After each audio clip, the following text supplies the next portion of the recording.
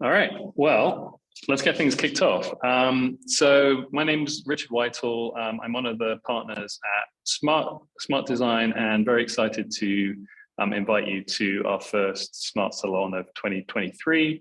So Smart Salons are a series of conversations that we've been having with industry leaders on a lot of different topics that are design related, important to us as a design company, but I think also impact a lot of people's businesses and lives. So things that we kind of really care about.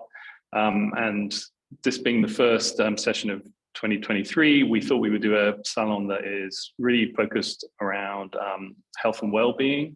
As we come off the holidays, I think a lot of us are kind of thinking about our sort of health and wellness, and design is an important tool in helping people make better decisions, making some of the things that we do in health and well-being more enjoyable and things that we can sustain over the long term. And in particular, some new technologies that are coming online are giving us a lot more potential to affect people's behaviors across a lot of different aspects of their lives through using sensors, through using different digital platforms. So there are kind of lots of new and powerful ways that we can help people. So really this conversation is about what are the things that are coming in the future, what's the state of the art, what are some of the limitations of these kind of tools, and how do we look at physical health versus like mental health versus actually sort of creating food and different situations that might affect different groups of people over the long term. So super excited to join this esteemed panel. I'm going to be hosting the conversation with Danielle, who will be moderating a lot of the conversation as we get into the discussion. And I just wanted to sort of open up the panelists who, first of all, thank you so much for like joining us. We're very excited and honored to have you all here. But we kind of wanted to just give each of you a chance just to introduce yourselves in your own words and talk a bit about your kind of work. So I'll hand over to Jen just to kick things off. Great. Hi, I'm Jen Bai. I am a Senior Director of Product Management at Able2, and Able2 delivers virtual mental health care that is rooted in cognitive behavioral therapy, or CBT. And I lead the teams that focus on our core therapy products, so covering the provider platform that supports our therapists and coaches to deliver care, as well as the participants' digital experience that helps them to get better through our program. And just a little bit about me. Prior to Able2, I worked at Johnson & Johnson's Global Design Office in the Design Research and Strategy team that focused on healthcare. And after that had transitioned into product management with experiences at a digital agency, NYU Langone Health, and now Able2. And a quick plug, we are hiring.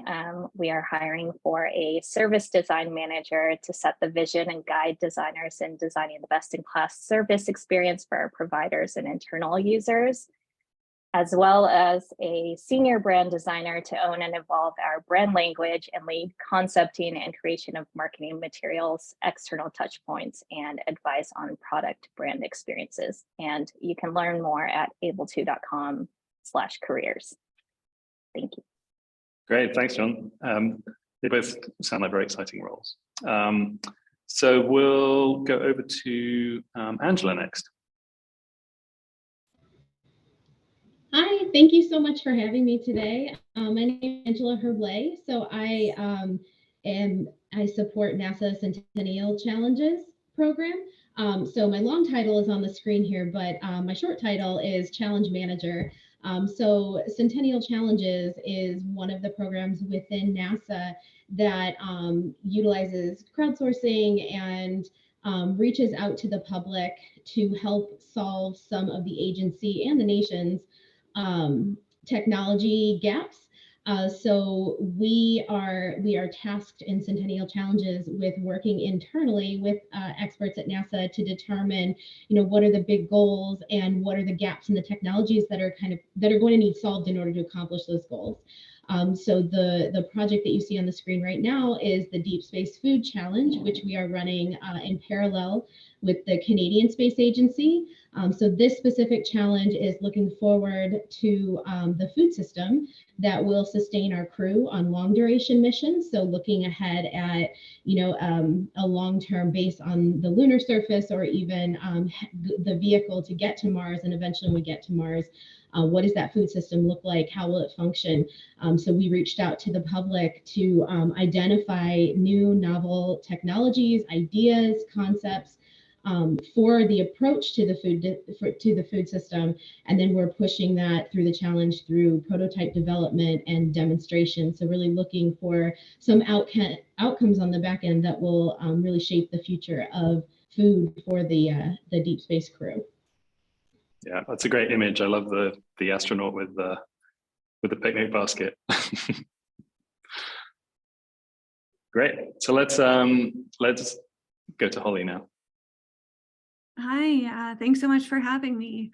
My name is Holly Listman, and I head up product research and innovation at Weight Watchers. So I lead the team of UX researchers. I also lead our program innovation team. So this is the team that develops new food programs, including our points program, and then how we adjust that over time using, benefiting different foods to encourage people to eat them, but also making room for people to eat all of the foods that they love and enjoy while losing weight. I also lead our more future-looking team. So we call this our new modalities team, where we're really looking into more of the new med tech, new trends, new science, to see how we can integrate those into our programs of the future to continue to make losing weight and feeling good easier. Let's see. Prior to Weight Watchers, I worked for Google and Deloitte. And I have a master's in design. So really glad to be here with you all. Great, thanks, Holly. So excited to begin the discussion, but before we do that, I just have a few quick housekeeping things just to mention. So there's a Q&A box at the bottom of the webinar. So if you have any questions, please, for anyone on the panel or for all the panel or for even one of the hosts, feel free to drop your questions in there. And then when we get about 2/3 through the conversation, we'll take a look at that and I'll surface some of the questions to the panelists. So please put your questions in there. And then the other thing is just the session is being recorded, so we'll share the recording and a recap of the conversation in about a week's time, so you have a chance to go back and look at it if you get called away halfway through the webinar, or you want to share it with somebody else who wasn't able to attend. That'll be a great way to do it. So let's get started. I'm going to get rid of the slide so that we can see everybody's faces, and I will hand it over to Danielle to kick off with the first questions. Yeah, so why don't we get started today by talking a little bit about how people get started on their path to better health. And maybe Holly, you can kick us off with talking a bit about how people generally get started on the Weight Watchers program and maybe some of the common goals that they have. Yeah, sure. So, it's January. January is a big month for Weight Watchers, as many people kick off New Year's resolutions, and they can really often be around health and wellness, and maybe losing some of the weight that they gained over the previous years or the holidays. But that can be a really big, lofty goal when people are starting. So when people join, what we found to be really helpful is to kind of get to the root of why they're looking to lose weight now. So we really want to start to kind of help people identify their why for joining. And, that's really going to help them stay connected to their goals. Weight loss is often one of the reasons why they're joining, but weight loss in and of itself is not necessarily the goal. They're often looking to feel better, have more energy, maybe need fewer medications, being able to say yes to more things. It's really interesting to see kind of like what the goals are and like how those goals are going to help them. And the more that we can work with them to identify that early, the more likely they are to stay with us longer. Great, yeah, and I think thinking about a lot of those things sound like mental health goals in a way. You want to feel better. You want to be able to say yes to things that just kind of gives you different things in your life. Jen, maybe you can talk a little bit about the same thing. What are some different challenges that people are coming to Able To for, and some of the goals that they're setting at the beginning?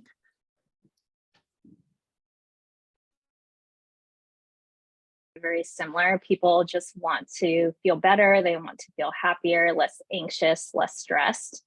And we do see a lot of the common goals across our participants, where people want to work on better sleep, more energy, healthy weight, ways to relax and better manage their stress. And we see that it shows up a little bit differently for depressed participants, where they want to maybe feel more excited about getting out into the world and motivated to do activities that they enjoy and want to be more social. Whereas maybe our more anxious patients want to feel that they can better manage not feeling in control, and that they can manage the unknown and not be so reactive to different situations. I think in terms of like how we get people started, we really try to meet people where they're at and try to start small. So, we know that people will be most successful when they're ready for change. And so we give them a lot of different opportunities to really learn about us and learn about the benefits that we provide, and gently help them to ease into it and start when they're ready. So we have a lot of people who don't start with us until, many, many months after they first learn about us.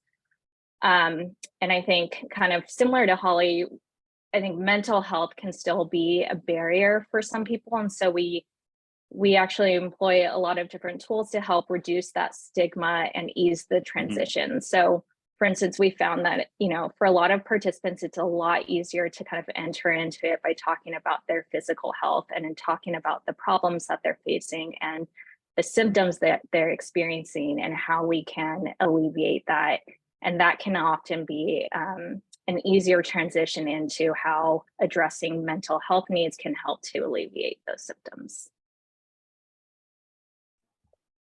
Yeah, I think that's really interesting, because you're talking about kind of easing into it. And I want to touch a little bit on the extreme situation of getting started, because there's not much easing into it when you're kind of in a deep space mission.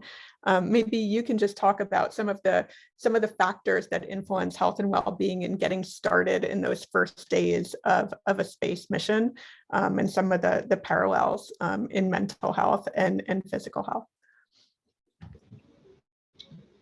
Sure. Yeah. So, when we think about the crew, and we think about, the astronauts that have signed up for this, and they've committed, their career and their lives to, this mission of space exploration. These are really, they're fantastic human beings, right? They're curious, and they're scientists, they're explorers. And so they're very high achieving. They tend to be very high achieving, in some cases, adventure seeking types of individuals. And so, there is a certain extent where they do understand what they're signing up for. But at the same time, you're still dealing with a crew of human beings, and even the most disciplined, the most educated, the most of the most still need a minute, or they still need support. They still need pieces of familiarity from home. So when we think about these missions, and even the ones that are, on space station right now, and the future missions looking forward, they are highly scheduled, including their meal times. Their breaks are scheduled, even down to 5-minute intervals, and exercise is scheduled in, and those kinds of outlets from physical exertion are definitely part of their day to help their physical and their mental well-being. But when you look at food and what the food system is going to have to do, it is going to have to nourish their bodies, but it's also, we want to give them something or provide them with something that gives that comfort of home, that familiarity of a meal, the camaraderie with their crew members. So giving those pieces, again, not just to, fuel their bodies and to keep them moving forward in the mission, but really to give them the opportunity to take a minute and be with their crew and enjoy kind of that experience of eating and the experience of nourishing their body and even the experience of exercising their body. And that all is just going to make them stronger as a person and as a crew member to help them push the mission forward. Yeah, so it's interesting. It's sort of like getting started and kind of having these very different goals across a spectrum of people, a spectrum of things that they're trying to achieve, but it all sort of requires getting into some kind of routine, whatever that routine is, to sort of kind of keep moving forward. So Holly, you talked a bit about kind of the root of why people are trying to lose weight, and kind of getting at the why, but how does that help kind of set up what a routine might look like within the program to actually start moving forward? Yeah. So, like kind of in addition to touching in on why you've joined, we also ask our members to set goals. So often they'll set their own weight loss goal, but that can take quite a while to reach. So we want to help break down that journey so that they can see wins all along the way. And, some of those wins that people see are like really acknowledging and recognizing and celebrating when they've lost their first 5 pounds. Other non-scale victories are also really important in seeing the progress you're making on this journey. So some of the NSVs, we call them, are like when a piece of jewelry fits again, or when you notice that you can go like up 2 flights of stairs without breathing hard. These moments really like add up and start to make it easier to stay on this journey through, whatever we can do, whatever they can do to really like recognize these steps. And I'm wondering what that looks like for kind of mental health, because it's not as clear. You don't have these like clear measurements like 5 pounds that you can point to. So kind of what are some of those kind of smaller goals or things that people feel that help them kind of measure progress in terms of their mental health goals? Very similar. So our providers really set goals collaboratively with participants, and they're based off of individual problems. So they use different strategies to really introduce goals, but work with the patients to kind of understand what are some of the longer term goals that they want to try to achieve. So for instance, it might be something like, I want to sleep better. And they'll take that long-term goal and break it down into short-term goals that are much more achievable. So maybe in terms of sleeping better, they might take a walk beforehand or read before bed. But they'll really try to break it down into smaller, manageable steps. And really, this is a core part of CBT where we focus on some of those day-to-day things to help alleviate the symptoms and start making progress towards those longer term goals, because that's what ultimately rolls up into clinical outcomes.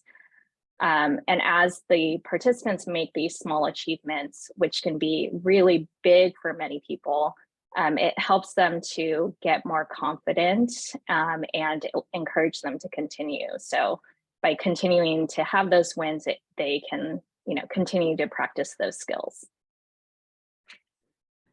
And Angela, I'm wondering what that looks like in space, because you talked about the routine being so regimented in terms of even coming down to like 5 minutes. So how do you kind of help people stay in a routine and keep it interesting almost so that they have milestone markers as well? Yeah, so I would say that, giving the crew input to kind of the food that they bring, giving them an opportunity to give feedback on that. So helping them to, or giving them the opportunity to take ownership of some of those pieces, because there is so much that is out of their control or that's being controlled for them. So for example, the food that goes up on International Space Station right now, the crew actually gets to go to the astronaut test kitchen and go through a process where they get to taste a lot of the food and rate it and decide kind of their menu, their ideal menu that they would like to take with them up to space station. So it does give them some control there, and I think is so important. And then also looking at growing plants in space.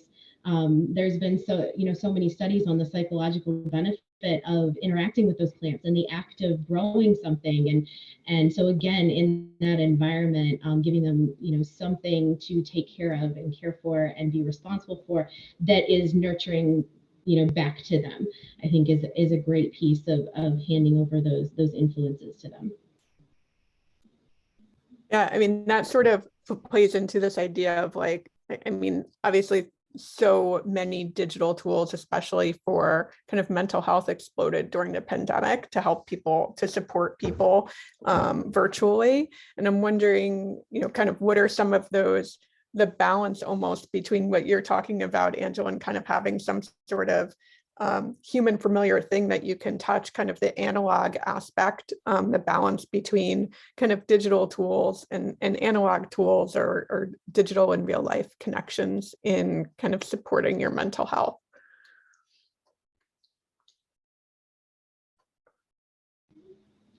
Sorry, is that for me or for Jen? Yeah, Jen, maybe, sorry, Jen, maybe you can talk a little bit, about that balance between, or the connections between kind of digital tools and then kind of having some sort of physical connection or real life connection. Yeah. Yeah, I think that's something that we try to design for in our programs. I think specifically we have kind of more than two key moments, but there's sort of the session that happens between the provider and participant that happens on a weekly basis. But we also are designing for what happens like outside of those sessions. So, something that we ground ourselves in is that our data continues to show that the participant's relationship with their therapist is often the strongest driver of clinical outcomes. And so we really want to strengthen that relationship and help to build rapport earlier on, especially because our programs are time bound. And so we have a limited time with the participant and we want them to, get better in that time frame. And so we think about, what makes sense for participants to learn or do individually outside of session and how that can support their in-session time. And so, for our digital experience, we support people in reinforcing some of the learnings and helping them to practice those skills and tools that we give them. And by doing so, providers can get greater insights into kind of what the participant is doing and how they're doing in between sessions. And they use that to inform what to focus on in the session and, what's working and what's resonating with the participant, and to be able to build on that. But I think ultimately when we think about the participant, we are really trying to design for different learning preferences. And so even though we're building all of these tools in the digital experience, it's really up to them how they use it. So for instance, we've had participants where, they like to learn the concepts through the app, but for them, it's, more effective to practice it in a journal or use a paper instead. And ultimately, we just want people to be practicing those skills to get better. And our success is measured by how well people are managing their real lives, not whether or not they are engaging digitally. And so I think higher engagement is important to us, but what we really care about is like real outcomes. We want to see symptom decline. And I think we're definitely conscious of, I would say the role of technology and how, it can be this great tool, to learn and practice these things and, you know, nudge you in certain ways, but it can also contribute negatively to people's mental health. And so, yeah, I think just focusing on like, we're really trying to help people get better, and we're trying to provide them with, you know, different ways to help them engage with their mental health in the best way possible. I do see the same thing kind of in Weight Watchers, and sort of that idea of different learning preferences and kind of practicing real life skills and how people are using digital tools as a support in the program. Absolutely. Yeah, you know, I mean, Weight Watchers was originally created 60 years ago in our founder Jean Nidetch's living room, where she'd bring in other women who were watching their weight, and they would like talk, and it was a community, and they kind of like trade tips and tricks. But then, you know, over time, it's really like evolved. So, you know, now primarily people engage with us through our app, and that, you know, the pandemic really shaped that as well. And similar to what Jen was saying, you know, we want the app to be a tool to help them be successful and reach their goals, but the decisions they're making, their lives, that's happening outside of our app. So, you know, how can we create these digital tools that's going to support them when they need it, but not like require too much of their time and energy to be a part of? You know, I think too, like when we think about who our members are, there are like some differences too, and kind of like who's joining us and what their expectations are in terms of support from our tools and our broader community.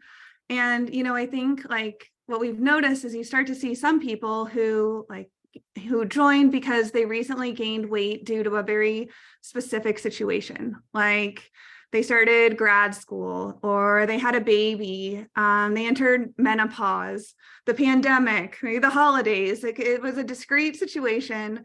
They very much remember themselves at their like ideal body weight. They're looking to come in, drop some pounds, and then kind of move on. They're looking really for a lot of like tips and tricks and like kind of like ways to be in and out. There's another group of our members who have a much more complicated history with weight loss. It's maybe something that they've been, you know, thinking about their whole life. They've like tried lots of different things with different levels of success. They have a more complicated relationship with food, a much more kind of emotionally complex relationship with eating and stress and a lot of these things, and they need a different type of support and way of engaging them and supporting them on what's likely kind of a longer journey towards really creating a healthier relationship with food. Yeah, it sounds like there's a lot of connections between food and mental well-being, and just kind of what you were talking about in terms of how Weight Watchers started, but also the situations where people gained weight because of maybe something going on in their life. It does sound like community plays a role. What's going on in their lives, what's going on socially in their lives plays a role in their routines. Maybe you can talk a little bit about that. Yeah, you know, being social, being with your friends, so much of that happens through like food and drinks and celebration. And that's really important. You know, like I think what I really like about Weight Watchers program is that, you know, all foods are on the table. Food is important, being able to eat a variety of food, lots of different types of food. You know, should be a part of life. And that's how we think about it for our members. So, you know, being able to eat out, being able to eat at home, you know, having the flexibility to be able to go to the parties and the barbecues. And then I think it's more just sort of around like, you know, okay, but like what foods do you gravitate towards? Like, how do you come back after you maybe had a hard day? Like, you know, how do you get that fresh start? How can we be there to support you on these journeys that are inevitably going to have like their ups and downs? It's real life. And I think you can't just design around a happy path. on these sorts of journeys. You need to be able to really be there to help when the setbacks happen, help build the resilience, help put it into a broader perspective of how you're doing overall. So, you know, I think, yeah, being able to do the things that matter. I think the more you do things that are restrictive and like cutting you off, be it from food groups or like people, the less likely you are to be able to stick with it. And Angela, maybe you can speak a little bit to that, because I think a lot of what Holly was just talking about in terms of routines and the you know, kind of having these barbecues and kind of socializing around food, it is a little bit different in space and you're more restricted in what you can do, but the comfort that the crew needs in kind of these food rituals in their everyday. Yeah, so that is something that is really important for the crew. Eating together, coming together to share a meal. So when we talk about space station, there is a communal table on station that the crew can come and gather around and eat together for holidays, for special events like birthdays. Since we can resupply station. There are often things set up to, like for Thanksgiving, a special meal, or for a birthday, a special treat, or things like that the crew can enjoy together. They also have the opportunity to share and, kind of swap food with their crewmates, both, the NASA crewmates and also the international crew as well. So they have this opportunity to bond over food or food situations and be social, and again have that familiarity from home and what they would be to Holly's example, similar to what they do when they go out with friends or those types of situations. So it does bring that that connection piece into it. And Jen, there's a much broader range of things when we think about how community or social aspects of people's lives could play into their mental health, but wondering maybe how social aspects or community play a role in people's routines around mental health, or either to support them or actually knock them off kind of their routine.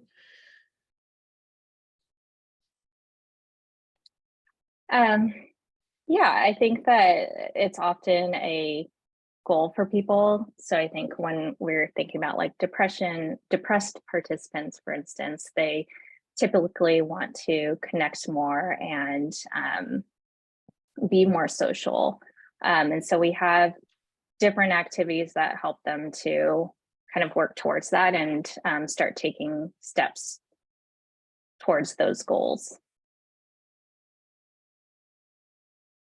Yeah, and for people who have been in the program for a long time, nothing in life is stagnant, especially when you're thinking about things that might be affecting your mental health. Are there tools that kind of help people who have been involved for a long time kind of either stick with a routine or change up things that aren't working kind of in those low periods?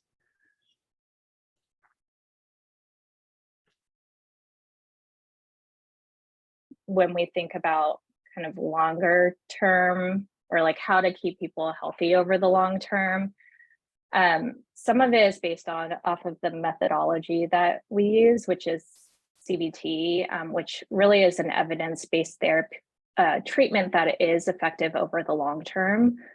And part of that is because we teach skills to help people manage and prevent their symptoms from returning. And so part of our program is really giving people a toolkit and helping them to practice it.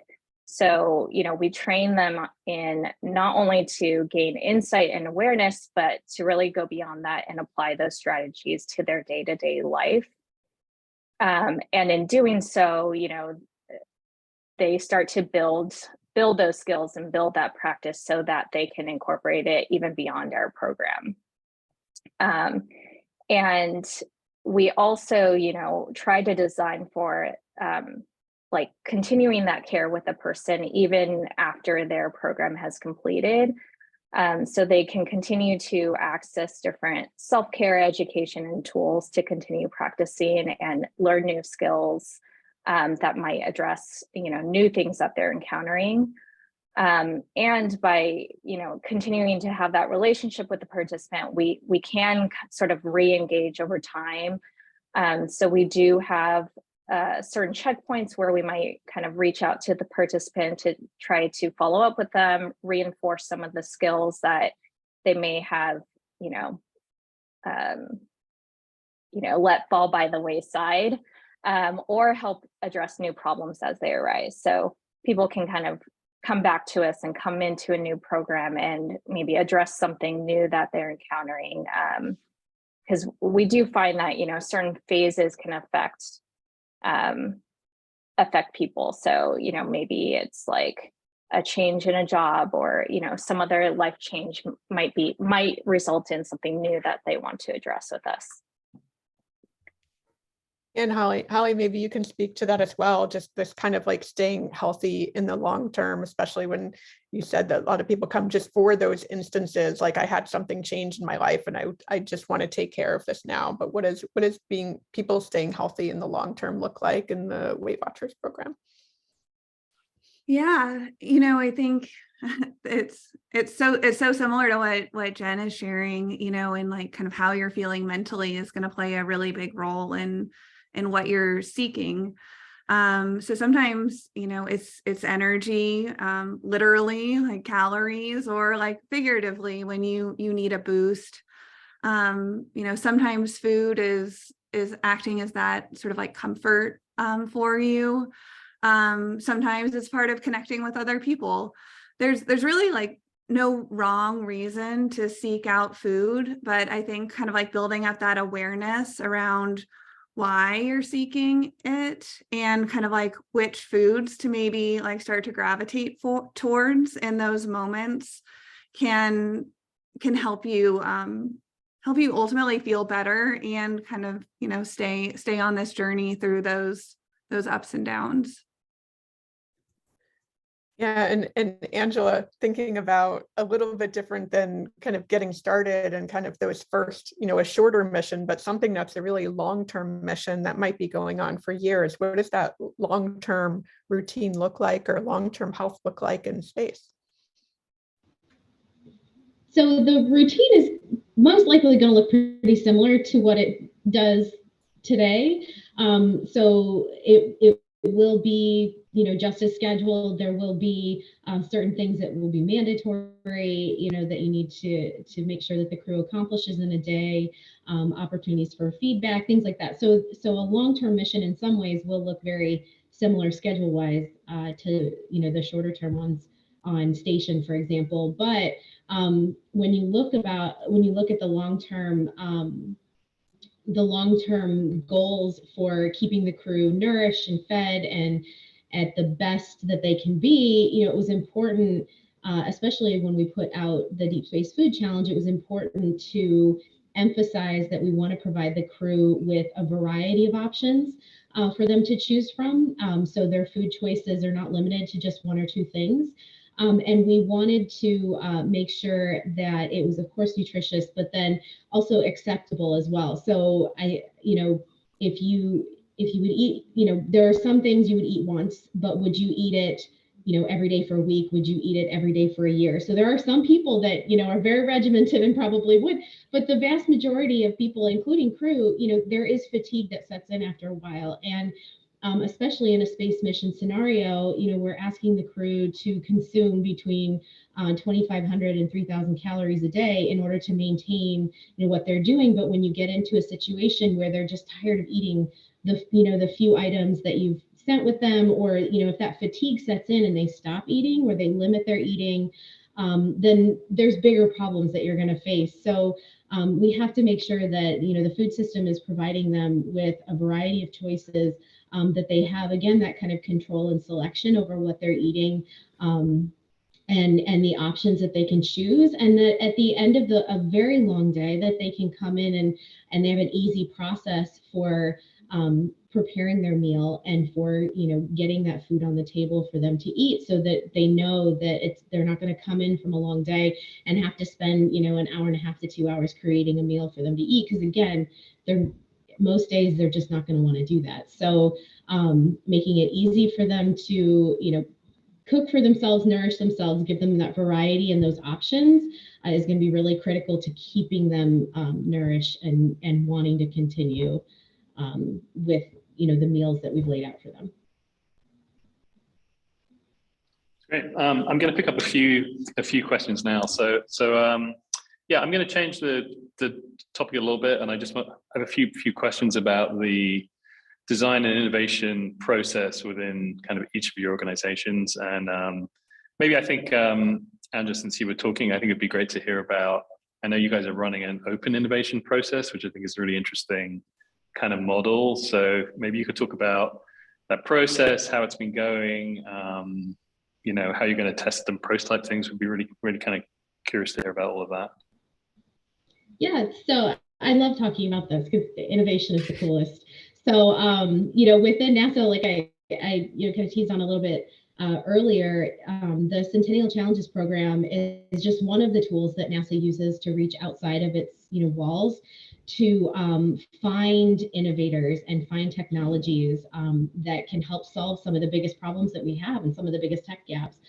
So we recognize that, NASA employs a lot of incredibly smart people and experts in their field, but we don't have all of them. So, I mean, there's a big world out there and with incredibly smart, innovative people. And so, the challenges specifically are one way that NASA reaches out to those communities and groups to tap into that knowledge and experience and to bring people in to be part of the missions.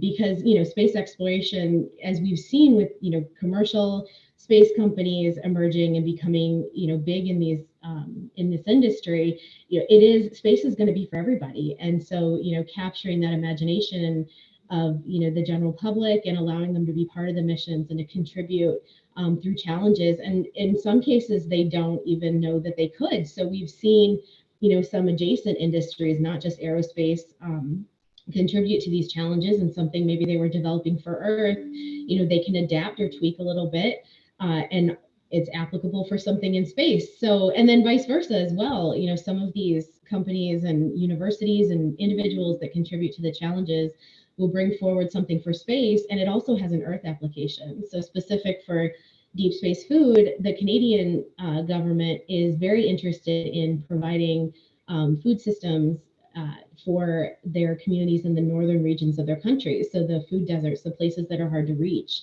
So there's applications for space and for Earth. But as far as the development, so our job at Centennial is to, tap into those innovators and guide them through bringing forward these ideas and really take it from design through prototype and then eventually demonstration.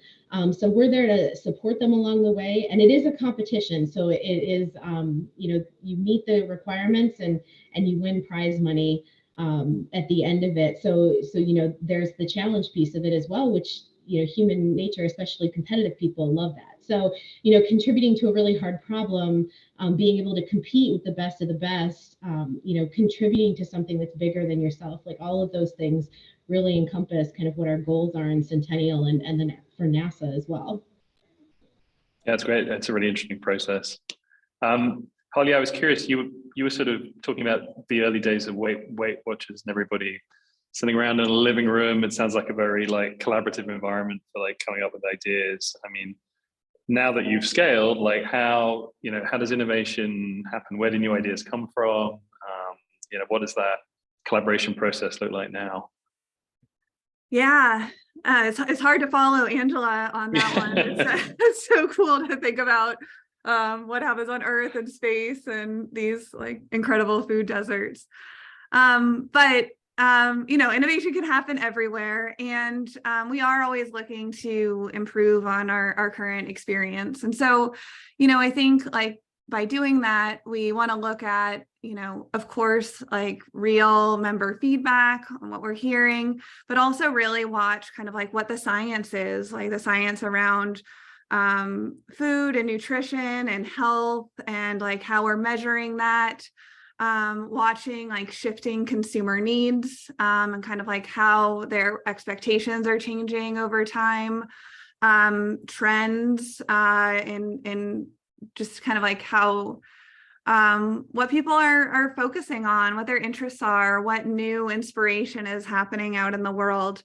And I think like we always like look to identify a range of options and then start testing frequently in really low fidelity ways, and then kind of like keep going with what's working and drop what's not.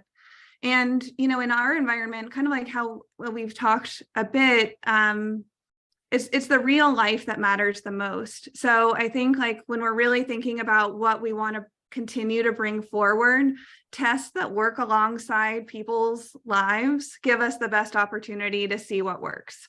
So, I love in-depth interviews and those one-on-one conversations, and those are really great for understanding like aspirations and intentions and motivations. But it's the lived experience tests, the pilots, the A/B tests, like the ones that like are going to happen like when you had a really stressful day at work, when your kid is sick, when like something falls through, and like just kind of seeing how our program works and supports people through those moments. That's like what really like helps me feel confident that we're onto something, if it can be like flexible and work alongside that. So, I think I'm always just trying to drive towards longer term tests and like really finding ways through research to get people to open up and like really tell us about like what's working and what's not, so that we can adapt and scale based on that. Yeah, I'm sort of curious on that path. Like there are probably the things that people say they do and then the things they actually do. How do you sort of like separate out people's sort of narrative around something versus the actual facts of what they're doing? Are there any like tracking technologies or things that you're doing to kind of look at that sort of aspect? Yeah, we look to it's kind of threefold what we'll do. So we usually have like we try to get into a prototype app sort of situation as soon as possible so that we can watch some of the analytics. And a lot of our program, because all food is on the table, it does require tracking food. So we can see what people are tracking in terms of food and when they fall off tracking food. And so, and then there's other things they track like weight and activity.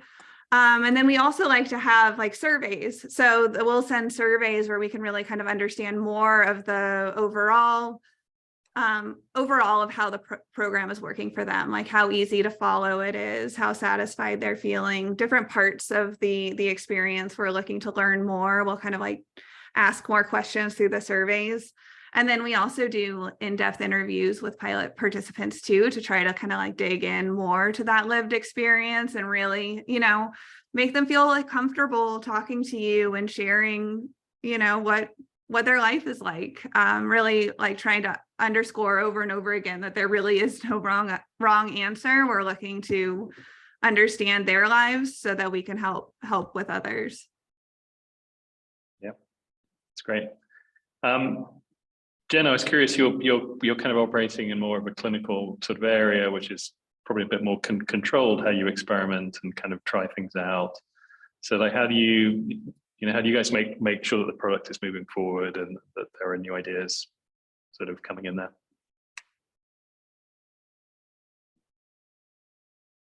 To have continuous cycles of testing and learning. So we try to start as small as we can, just trying to focus on the first thing that we need to learn next. So we, when we developed a new type of therapy program, we really focus on kind of a single persona, someone who is younger, in their mid-30s, who is more digitally savvy.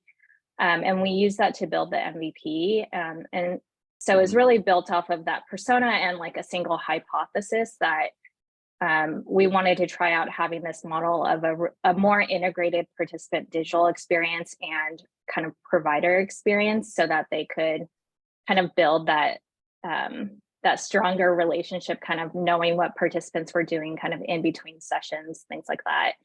And so we started with an alpha test with recruited participants. Like once we built that MVP, we tested with recruited participants and with a small set of providers. And the goal of that was really to test the effectiveness of the new program. So, is the symptom decline the same is it as effective as our other programs?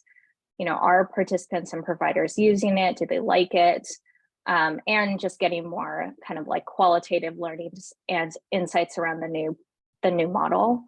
And then we use that to inform the next phase, which is then, we took those learnings, addressed the ones that were most critical, and then piloted with 2 clients in the real world. So we wanted to validate that the same things that we learned with a recruited population applies to a non-recruited population.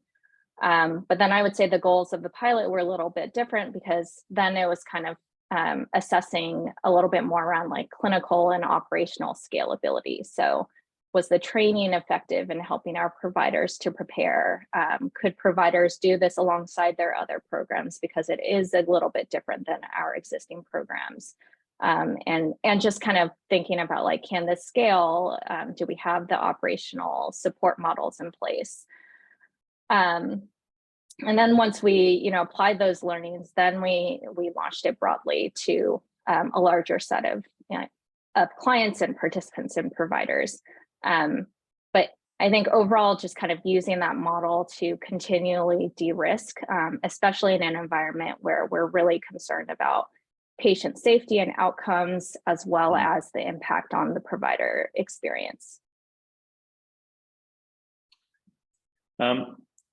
Angela, you kind of have a situation where you're right now you have a lot of different ideas that are coming from kind of different teams, loads of really cool kind of exciting things. But I guess at some point there's going to be this food system that's on a spacecraft. You're going to shoot it out, and these people are then going to have to live with this thing, and it can't be changed that much at that point. So I'm sort of interested about the process from now until launch, and like, how are you going to make sure that the astronauts ultimately are going to have something that they feel happy with, and they're going to get things that are going to keep them healthy and also happy over the period of the mission. Sure. So repeated testing is definitely going to be involved in creating the food system. And definitely their input as well. So crew input is going to be critical to that.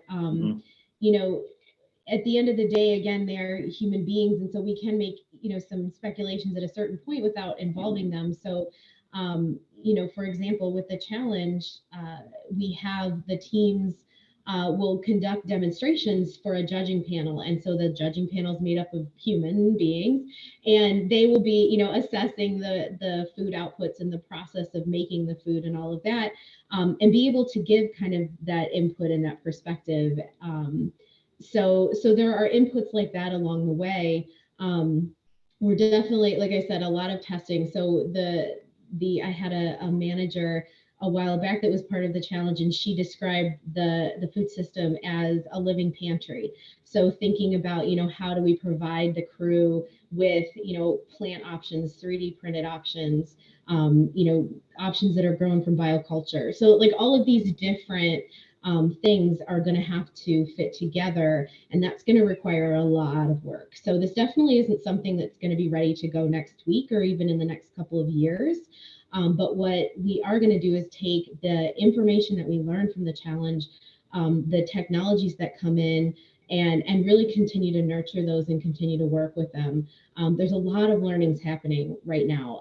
There's work that NASA is doing outside of the challenge around plant growth and other ways to feed the crew, extending the shelf life of the food, packaged food that we already have. So there's a ton of research going into sustaining the crew and investing in the food system, because it is going to be so critical going forward. It's interesting because the food system is so important. It's often the top of the conversation, and also it's sometimes the bottom of the conversation too, because it is a really hard, it's a difficult problem, and preferences are going to play into that as well. So it's a really, really interesting problem. It addresses both, you know, human behavior and just technical, you know, technology. So we're working on it, I guess, is the short answer there. But we're going to have to keep plugging away and keep learning and keep applying those learnings. And I would imagine there's even sort of different flavor profiles that are going to work.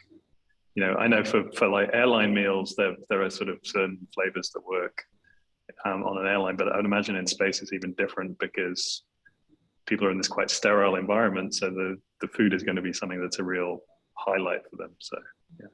Exactly. And their taste is a little dulled in space as well. So, you know, with the lack of gravity, all of the fluids in your body tend to kind of get into your head. So, your sense of taste, sense of smell, like all of those things is kind of muted because you're almost, it's been described as kind of a congestion type of situation. So, you know, thinking about the flavors that are inputted into the food, you know, it has to be, you know, maybe a little more spicy than usual, using extra herbs or extra flavorings and all of those things. So, you know, we've talked when we did the prep call for this, we talked about also giving the crew options to flavor their own food. So, you know, on station, they take hot sauce and they have those kinds of things, but in the long-term system, you know, giving them options for seasonings and letting them season their own food, or, you know, things like that are going to be important. Is there such a thing as like an astronaut's favorite snack? Do you have any examples that people like?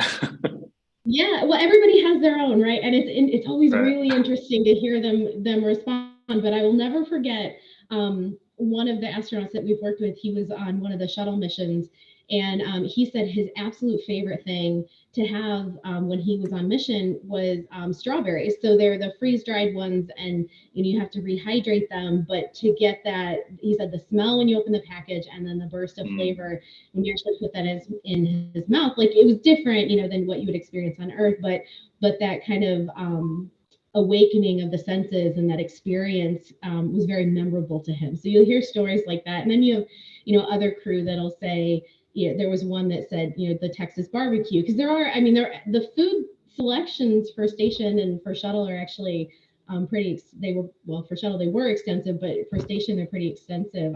So it's really fun to see what they can do now with what they have. But when you think about long term, you know, we have to extend the shelf life in order for any of this to be possible. Yeah. Great.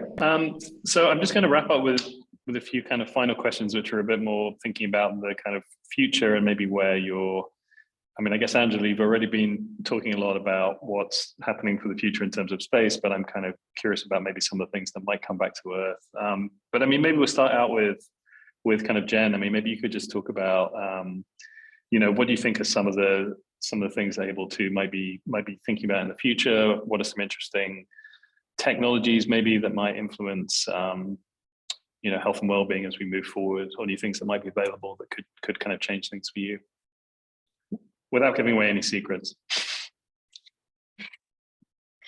Well, I don't know if this is an official stand from Able2, but I would say definitely top of mind is artificial intelligence. And I think there's a lot of ethical concerns around healthcare and AI overall, but I think it's interesting to think about how these tools can help us provide more access to more people, to ultimately help more people, and you know how these tools can be in service of that greater connection and of helping to I would say, yeah, make things easier for people overall. Maybe there are ways in which it can help people you know, notice patterns and start making connections, and building more of that awareness that they need in terms of their mental health. Yeah. And then Holly, what are some of the things that, you know, you're seeing out there that are interesting? I think, yeah, I'm very interested in like wearable technology. So I think it's really amazing what smartwatches have been able to do and like how quickly they've started to improve the technology, you know, being able to read like oxygen levels now and blood, you know, your heart rate and you can just see it keep going and going. I think that's really interesting in terms of measuring health and well-being. Also other sort of like wearable medical health technologies are giving a lot more insight into how our bodies are operating that we can use. And I think what's really exciting about that too is it can start to like lower the lift on our members and people to like have to input a lot of things, but rather sort of more passively gathering it. So, you know, whatever we can leverage to make it easier for people to learn about themselves and see progress, I'm really excited about that.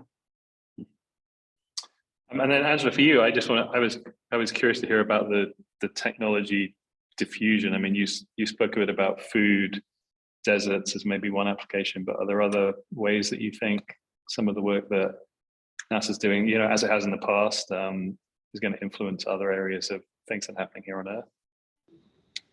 Yeah, absolutely. And that is a big goal, you know, of NASA and specifically our program is to make sure that the technologies that are being developed have that Earth application and have that benefit to Earth, because we, you know, absolutely have to take care of our planet and the people that are here, you know, first and foremost. But space there's so many advantages to pushing technology advancement in space and, you know, thinking about the development in space. Sometimes there is a higher tolerance for more expensive parts or expensive processes and ways of doing things because the requirements and the safety and all of that is higher.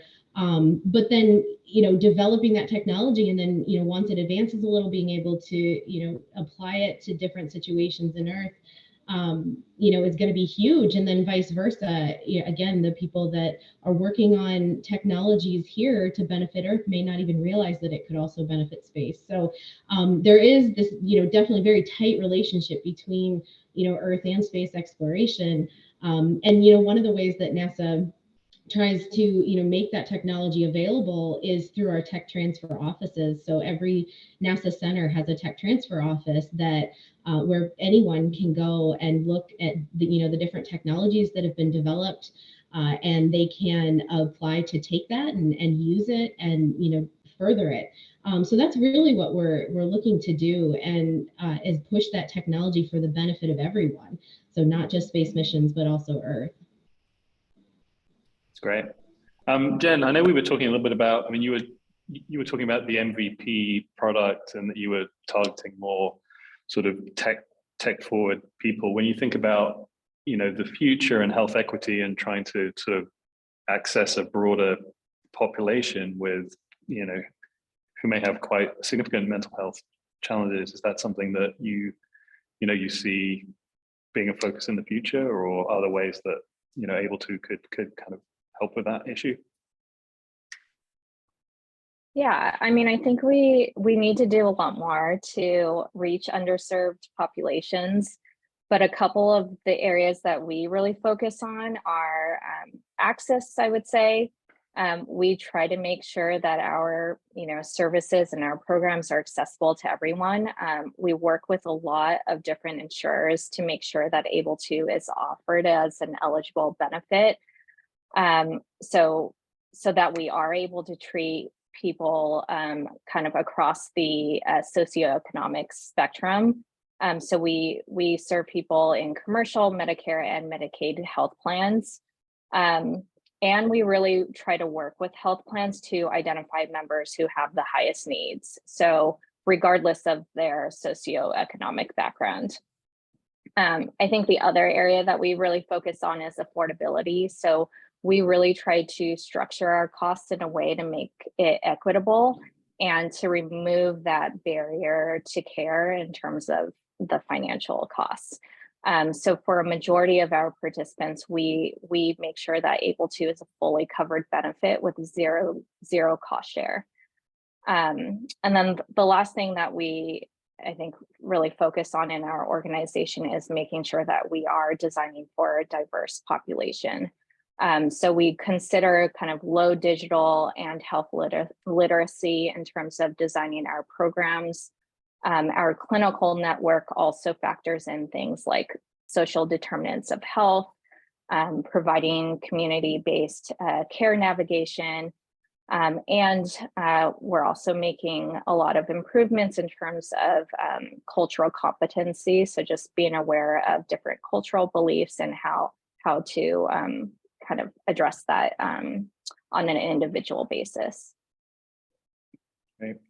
I don't know, Holly, is there anything that you wanted to touch on that topic of just accessing, giving access to a broader population?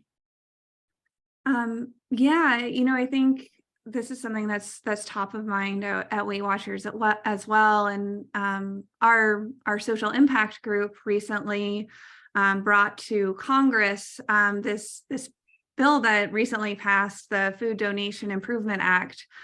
So this is kind of like easing the way to be able to donate excess food from restaurants and grocery stores to help underserved communities have more access to food in general, and healthy foods, or fruits and vegetables that can be harder to access in food deserts within cities and states as well.